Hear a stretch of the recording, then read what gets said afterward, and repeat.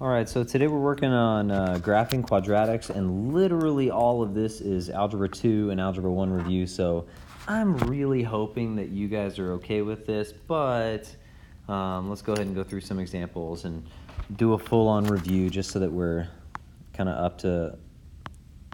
up to where we should be. Let me get my colors set here.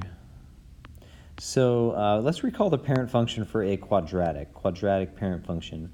The equation is y equals x squared. So if we make a table of our xy points, and kind of the typical table sticks close to the center when possible. So -2 through 2. So -2 squared is 4. Okay, -1 squared is 1. 0 squared is 0, 1 squared is 1, 2 squared is 4. So those are our typical points, all right? Don't remember that, oh, well, it's just over 1 up 1 and then over 1 more and up 3. That's a terrible way to remember. That will cause you to mess up at some point in time. So don't do that. Instead, memorize this table. This table is really where those points come from. Squaring the negative or the x value to get the y value. And so this is our parent function here. Okay. And we should remember those points either by memory or by deriving them using that parent function, squaring the x values to get the y values. All those x values squared. So we can do some transformations to that parent function. As you can see over here on the left, these equations, the blue line is 2 times x squared, and the green line is 1/4 times x squared. So then let's take a look at what this does here to our graph. Now in Algebra 1, and perhaps in Algebra 2, you learned that the bigger the number out front, in front of the x squared, the bigger these numbers, the narrower the graph looked. So 1/4 is not a very big number, and so that's why your green graph over here, that one looks really, really wide. And then 2 is much larger than 1/4, so that's why the blue graph there looks a lot narrower. But I want to show you what's literally happening there. So in this graph, the blue line was 2x squared. It was y equals 2x squared. And what that 2 is doing is it's literally taking the height of the parent function point. So the point here, it was a -1, 1. The height of that point is 1. It's 1 unit high, 1 unit off of the x-axis. That 2 means to double the height. It's literally multiplying the height, the y values of that table by 2. So that's why it jumped to 2, because 1 times 2 is 2. And the same thing happened, if you could zoom out on this graph, the same thing happened to -2, 4. It was at 4, but it jumps up to 8. -2, 8, way up here off the graph. Okay? So that's what's happening there. And then the same principle is at work with the 1/4 here. This 1/4, they multiplied the y values of that table, right? We looked at the table on the previous slide. They multiply the y values by 1/4. And so what used to be at a height of 1 now is at a height of 1/4. And what used to be at a height of 4, right up here, 4, now is at a height of 1, because 4 times 1/4, 4 times 1/4 gave us 1. And so that's why we are now down there. So that's literally what's happening. All right. Let's keep going here. We have some more examples here. When we have a negative out front, okay, you see the wideness or the narrowness of the graph is staying, right? The 1/4 is still really wide, and the graph that had 2 is still pretty narrow, except now these are all reflected down, okay? They open down because of that negative. The negative causes these graphs to open down, or we could call this a vertical reflection. Vertical reflection opens down. Okay? So you should memorize both of those. Both of those are how it's talked about in all of the resources that you're going to be using. Okay? Now, if we keep moving, we've got a few more examples here. So this red graph has been shifted.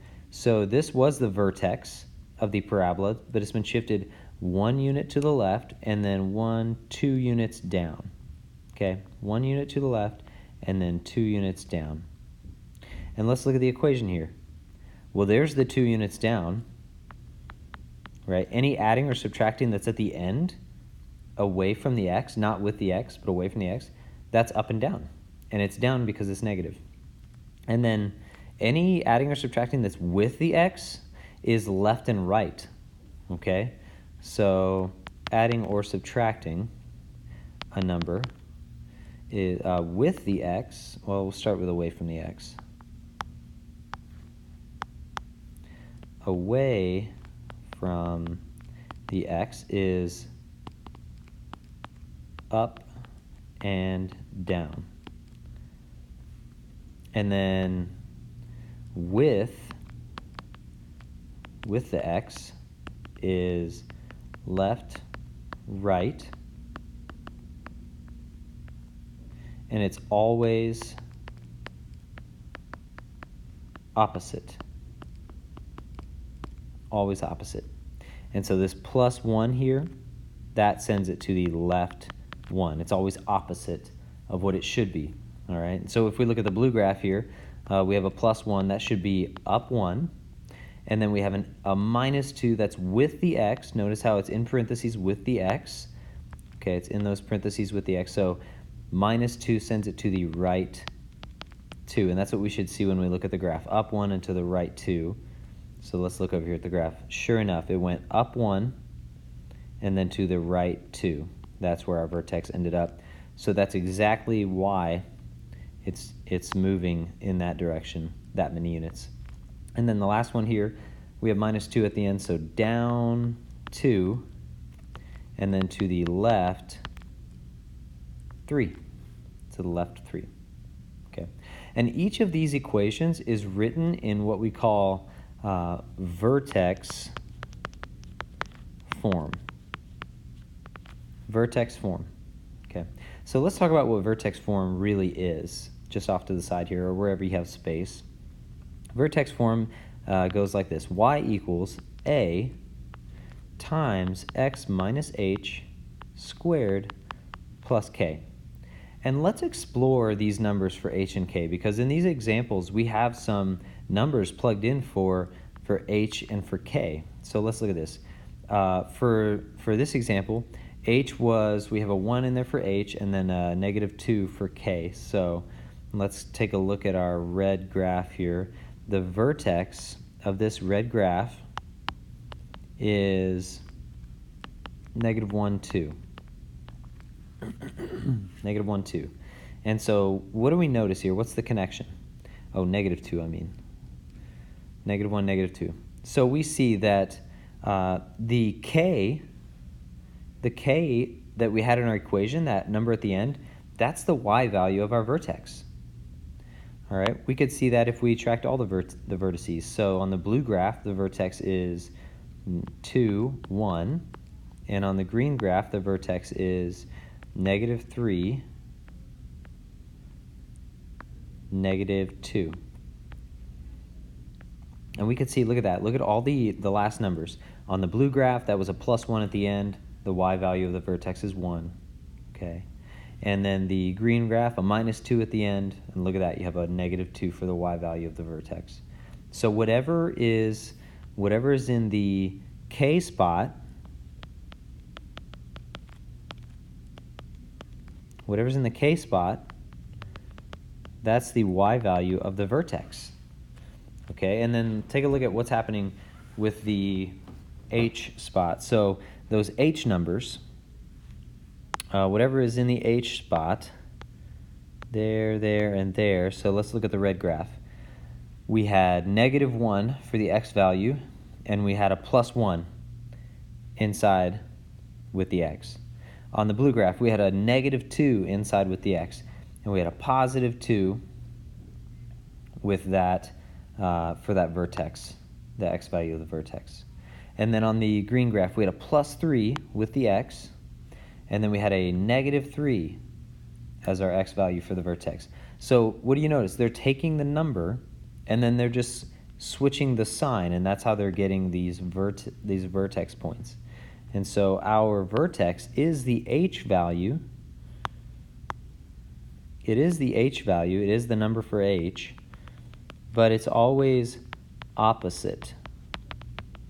With the x is always opposite. So we call this the vertex form because it's really easy to see what the vertex is.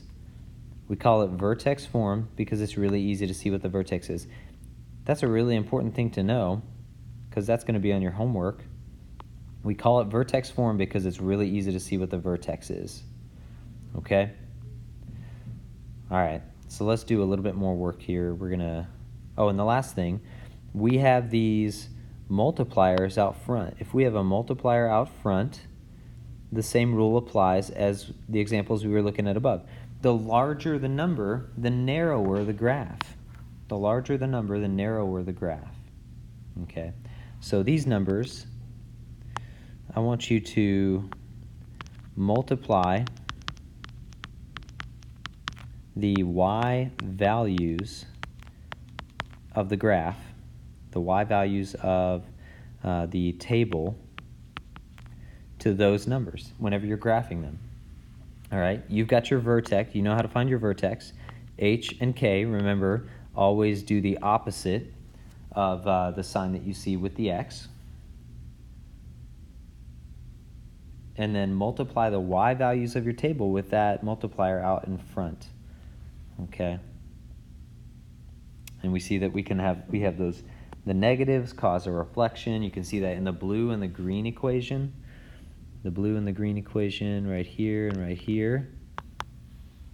You have negatives, and you've got negatives in, or you've got reflections in those tables there, or those graphs there. All right, so let's do some graphing here. Let's do a couple of examples. We'll scroll down and get going. Skip that page, and then let's jump into here. So we've got this first example, f of x equals x squared plus 3. And we can graph this. Remember that adding and subtracting that is away from the x, plus 3. That's not in parentheses with the x. For like number 2, that's in parentheses. The plus 1 is in parentheses. This one is not in parentheses with the x, so this means it's up 3. It's the regular parent function, and I'll just graph the parent function here. 0 squared is 0, 1 squared is 1, 2 squared is 4, -1 squared is 1, and -2 squared is 4. Those are the parent function points. And then each of those gets shifted up 3. So 1, 2, 3, up 3, up 3, up 3, and up 3. Each one of those gets shifted up 3. Okay, so you really need to know your parent function points. You've got to have those memorized. All right, up 3 for all of those.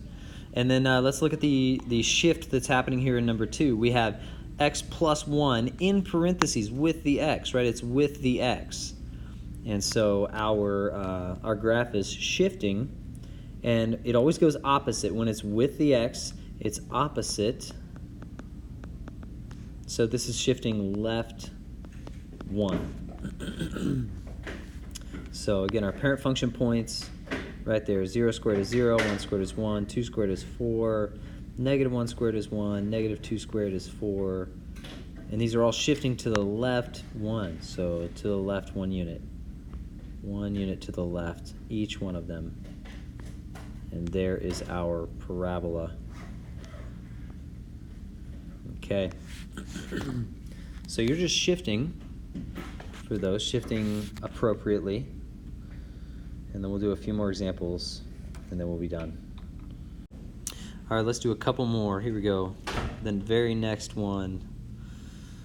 So identify the vertex and the axis of symmetry. So we can graph it before we do the axis of symmetry, but we can identify the vertex from this equation, right? So remember, our vertex is the h and the k number, remember, from vertex form. So our vertex is h comma k, whatever number is in the h spot and whatever number is in the k spot. So the vertex, the k is 4, okay, because we have k equals 4 right there. And then the h, remember, always switch the sign. It's always opposite, so switch that sign. So x plus 1. Anytime you're pulling a number out of those parentheses right there, you want to switch that sign. So this is -1 for the x value. And that's because, remember, we said that this is a shift that's right and left, and it's always opposite, right? This is always opposite. So +1 sends it to the left 1, right? So that's why we have a vertex at -1, 4, because we went left 1 and up 4. So left 1 and up 4. Okay, now here's what I want you to do with this one. When you have, in vertex form, when you have a multiplier out here in front, in this vertex form, I want you to multiply that by the y values in the table. Okay, and so let's go over here and remember the table. Let's pull our table up, x, y, okay, -2 through 2. And we're multiplying the y values. So -2 squared is 4, -1 squared is 1, 0 squared is 0, 1 squared is 1, and 2 squared is 4. So that's our table, just the same table we did earlier. But that multiplier that's out front, right, not with the x, we're multiplying that to the y values. So -2 times all of these y values. And this is going to cover the reflection and the stretch. So equals 4 times -2 is -8. 1 times -2 is -2. 0 times -2 is -2. 1 times -2 is -2. I'm sorry, 0 times -2 is 0. So let's fix that. 0 times -2 is 0.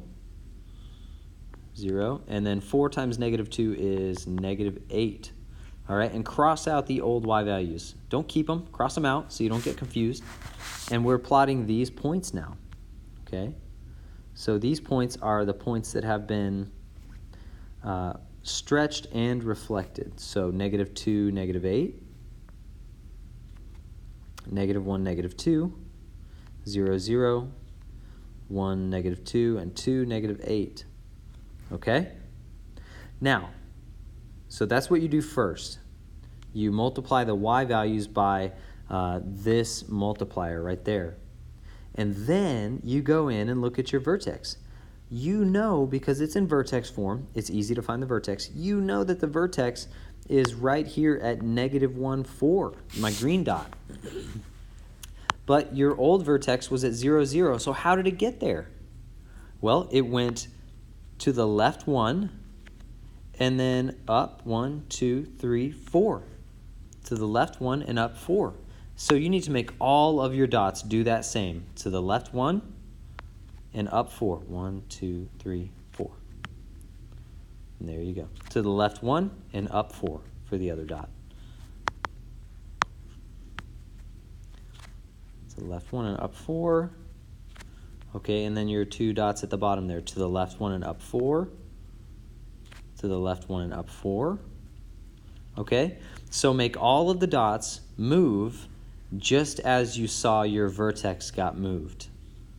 Okay, so you do the stretch part first, and then you move those dots to match with where you know the vertex has to be, and that's your final graph.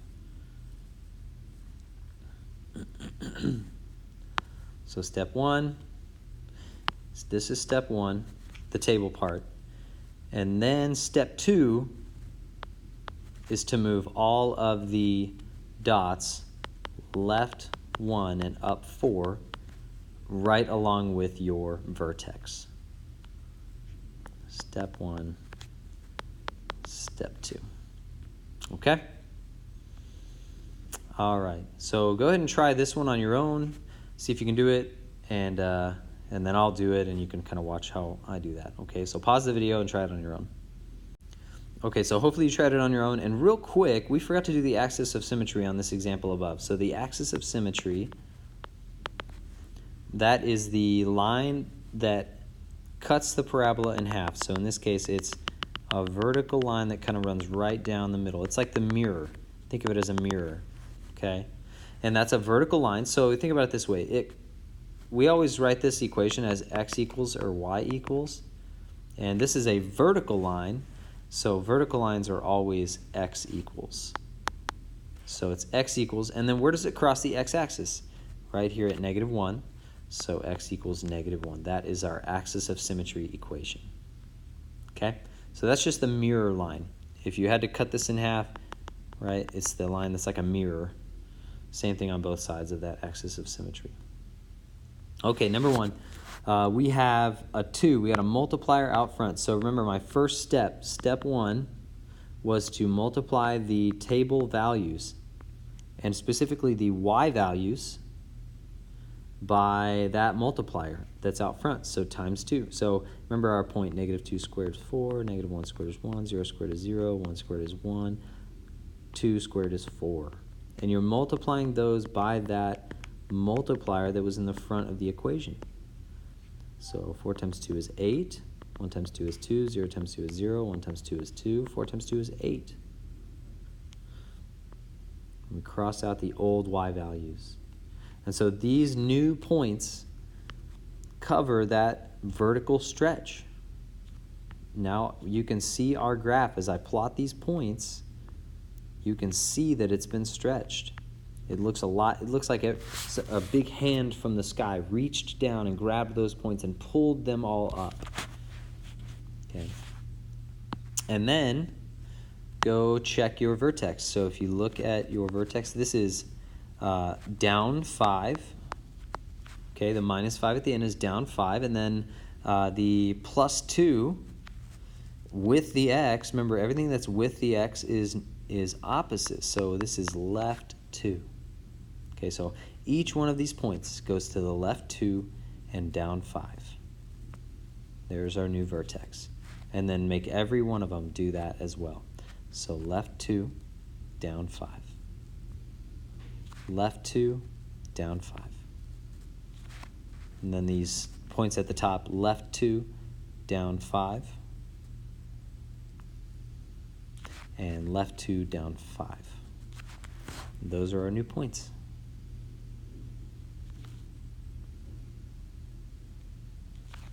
Okay, and then, so our vertex is -2, -5. And then our axis of symmetry, well, it's our mirror line. It's like our mirror line. It goes right through the middle of the parabola. And we see it crosses the x-axis at -2, so x equals -2.